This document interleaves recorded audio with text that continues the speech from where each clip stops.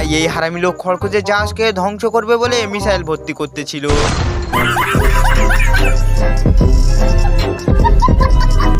कैसा लगा मेरा मजाक? ভাই এই হারামি লোক খরগোশকে মারবে বলে উড়ে যাচ্ছিল, কিন্তু উড়ে গিয়ে মিসাইলের ভিতর পড়ে, কিন্তু খরগোশ তখন মিসাইল ফায়ার করে দেয়।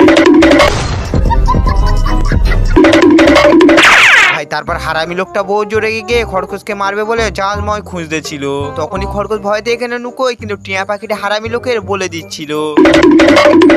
ভাই তারপর খরগোশ এসে এখানে নুকোয়, কিন্তু টিয়া পাখিটা এখানে চলে আসে। সুটিয়ে লাল করে দেবো, নোংরামি বার করে দেবো।